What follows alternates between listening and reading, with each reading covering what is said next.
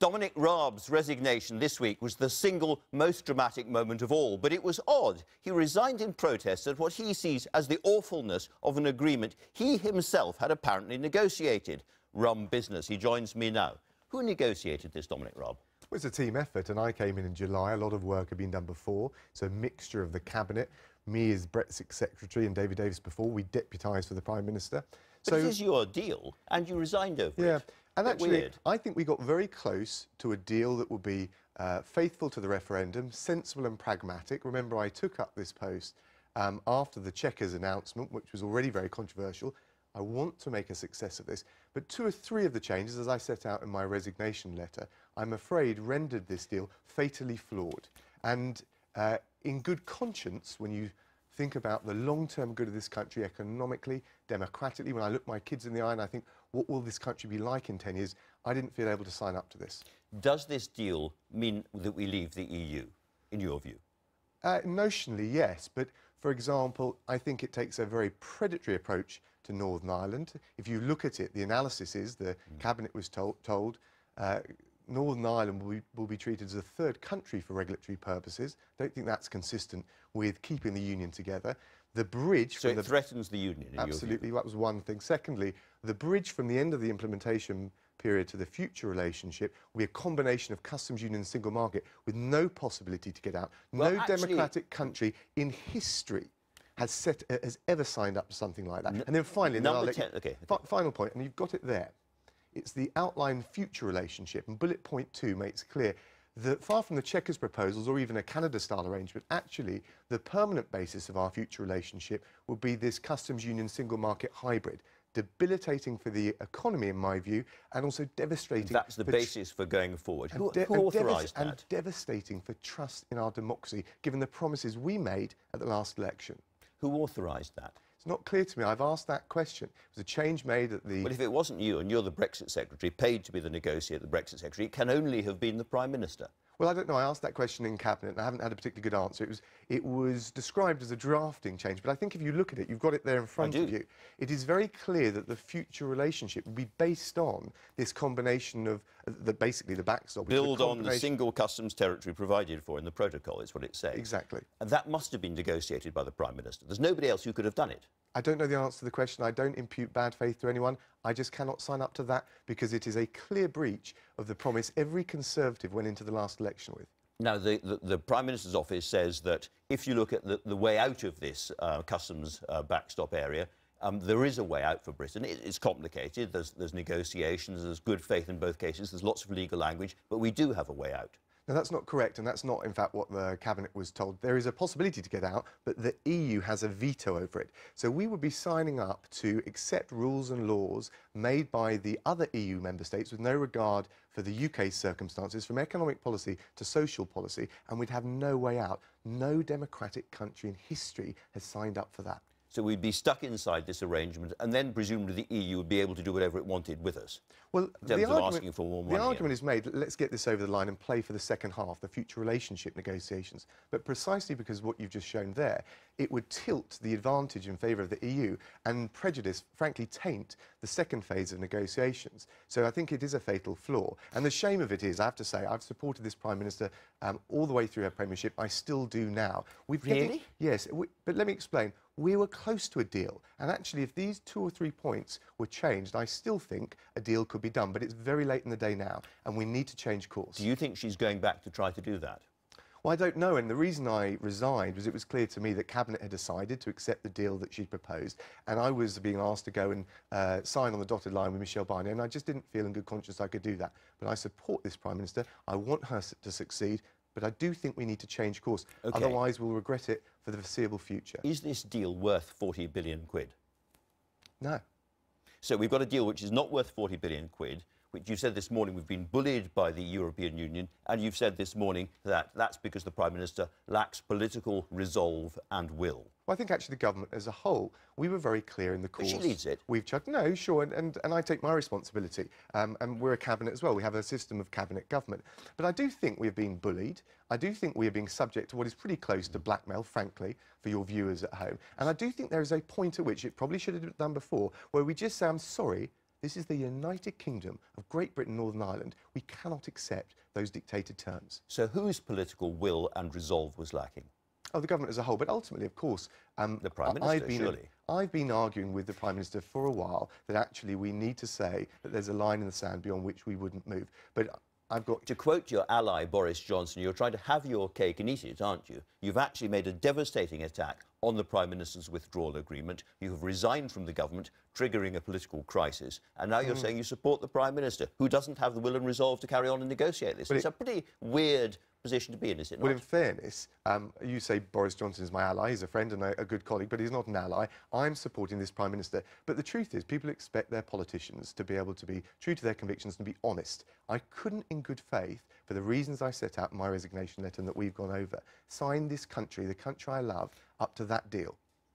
Neither of us know at this stage whether there's 48 letters in for a leadership challenge. If there are, will you back the Prime Minister against that? Absolutely. And under any circumstances, you would never stand against, stand for the Tory leadership in these circumstances? So first of all, you'd back her all the way through? I would back her. I would never, in these circumstances, send the letter into the 1922 committee. Don't think that's right. I also think all of this leadership stuff is a total distraction from the historic moment that we're at, which is to get this deal over the line. I believe it is salvageable, but on its terms as it's currently presented, it is clearly damaging economically, but also in terms of our democratic control. Remember, there are some things this deal would do in terms of take back control over immigration policy and we wouldn't pay the vast contributions to the EU in terms of money. But the number one reason people voted to leave was to be master of our destiny, to take back democratic control over our laws. This will stop that from happening.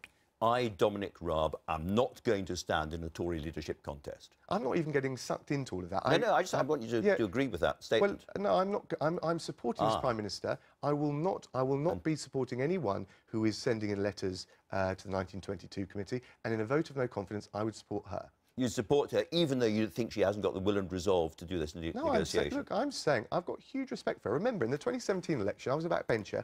I was defending her to the hilt. I've served under her as Justice Minister, Housing Minister and Brexit Secretary. Okay. I've always been loyal and professional, but also tried to behave with integrity. So I will support this Prime Minister and I want her to get this right. I think she can, but we must change course on Brexit. All right, well, you've used emollient language just now, but Number 10 are not using emollient language about you. In fact, it's really, government source, it's a really unpleasant language. They says, we always called him, and that's you. We always called Dominic Raab the suicide bomber. Raab just went through the motions of carrying out the negotiations until it suited him to detonate. Well, then why was I appointed in July? Well, that's what they say about you now. OK, well, look, I'm not getting into the name-calling business. As you've seen, I've been very careful. I like this Prime Minister and I respect her. And frankly, this silly, childish name-calling business, I never engage in it. But I do think we have a long-term decision for our country that will affect our children and theirs, and we've got to get it right. So I can't just somehow roll over on something which, for me, would be a breach of conscience. Do you think this withdrawal agreement will get through the House of Commons? No, and actually this is a really important point to make. I think the biggest risk of no deal, which I've always said we should seek and strive to avoid, is that a bad deal gets voted down by Parliament. And would you vote against this if it comes to the House of Commons? Yes. You'll vote against it, and it'll go... The danger of that, as we've just been talking about all the way through the programme, is that it does take us towards a no-deal entry, because it's hard to see. Do you think the House of Commons can avoid no deal if it votes this down? Well, it's uncertain territory, but the risk of no deal goes up. I also think on no deal, we just need to be a bit clear about this. I've always said we should strive for a good deal. I think we can still get one over the line. And there are risks to no deal, and we ought to be more honest about them. But we also Well, let's talk about no deal. Sorry, can I just make the top line, then you can come in? We also need to be honest about the fact that actually, with will, with concerted effort, with real grip, and I've been looking at these plans that we've got in place since July, put out 106 technical notices. Actually, with resolve, we can mitigate some of the worst risks. But the real issue here is the short-term versus long-term. We would face some short-term disruption, but far better that than to put the long-term economic and democratic interests of the country at risk. Well, to quote Matt Hancock, apparently from the new Health Secretary from Cabinet, would people die? Can you guarantee that people would not die as a result of there being no deal? Look, you can't... That's what he said. Well, look, so for example, on medicines, we've got a very clear set of contingency plannings to make sure that the stockpiling that we already do with the pharmaceutical industry But he apparently told you that he could not guarantee that people would not die. Well, look, people are making all of these sort of, frankly, I think, slightly irresponsible statements. Well, There's lots of things look, if you don't widen the roads, you can't guarantee that road traffic accidents won't go up or down. But the fact is, this is a manageable problem. And I've looked at the plans you say it's a manageable problem. Let's try and imagine somebody who is a car worker in the West Midlands, whose job depends on very fast, frictionless, just-in-time delivery of components up and down, and who's thinking about the head of Jaguar Land Rover, for instance, saying this would cost his company more than £1 billion, would be catastrophic. This is somebody who might well lose his job as a result of no deal. It's something he's been working for all his life. He loses his job. Lots of his colleagues do too.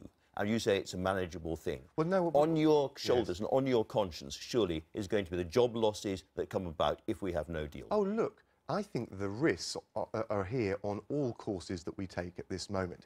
And I agree that there would be risks, for example, if the EU takes, in a no-deal scenario, a punitive approach and tries to choke the border. But you can't just blame them, can you? No, but you've got to do two things. One, understand, is that really a club you want to throw yourself back into their arms?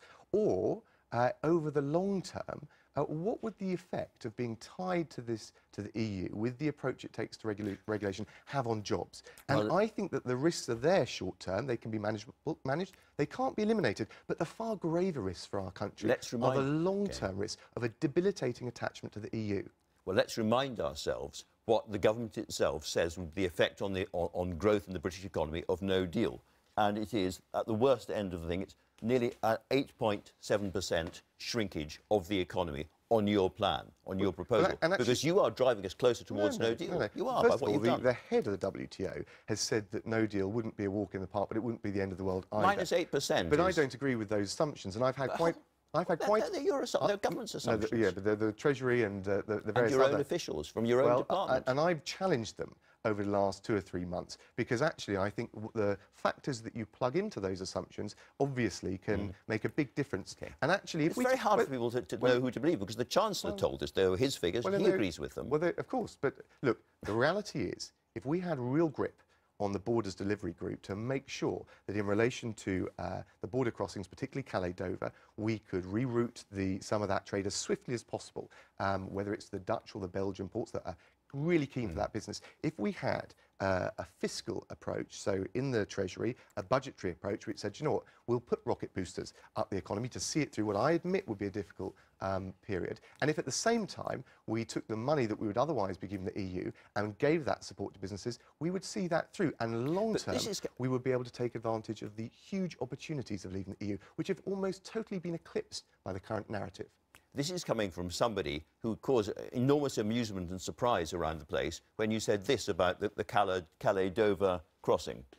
We are, and I hadn't quite understood the full extent of this, but if you look at the UK and you look at how we trade in goods, we're particularly reliant on the Dover-Calais crossing. And that's one of the reasons why, and there's been a lot of controversy about this, but one of the reasons why we've wanted to make sure that we have a specific and very proximate relationship with the EU to ensure frictionless trade at the border. OK, that is kind of embarrassing, isn't it? No, shock horror. Cabinet member takes on big job and says, actually, they've learned... I hadn't realised how close Calais and Dover were. No. What I said was I hadn't appreciated quite the full extent of not only the challenges, but also the solutions to it. So, to be honest with you, anyone that goes into you can have your laugh, Andrew. Anyone that goes into a big job, if they're serious and not arrogant or frankly ignorant about it, learns more. And what I've learned is, yes, for example, take food. We rely on 10% of our food to come through Dover, Calais. Now, that's a significant amount. That's a significant challenge. But actually, we've got 90% of food supply coming from other sources. So actually, that's the way you address the risk and make sure, yes, it's there, but you can manage it. Let's return to what's likely to happen over the next few days or the next week or so. So this goes into the House of Commons in due course, and you say it's going to be voted down, you vote against it. It is suggested that what might then happen is we see the markets plunging, the pound plunging, a general sense of crisis and inside the Tory party, and it goes back to the House of Commons and is voted on again. Is that plausible? I think it's very unlikely, but what's true to say is it would be very uncertain, and I think that the biggest risk of no deal is taking a bad deal to the House of Commons, because I think MPs will look at it and will examine all the costs and the risks and the pros and the cons in exactly the way you've described and have to come to a judgment call. We've had people from other parties suggesting that it is perfectly possible for the Commons to unite around another referendum and possibly even a general election in due course. Well, look, the reality is Parliament can pass resolutions, but they wouldn't be legally binding. There's not the time to pass legislation to demand or direct the government to do any of those things. There's certainly not time enough to have legislation for a new referendum. So actually, we would end up in a no-deal scenario, which is why it's very important to take the action now which can mitigate, minimise or manage the risks.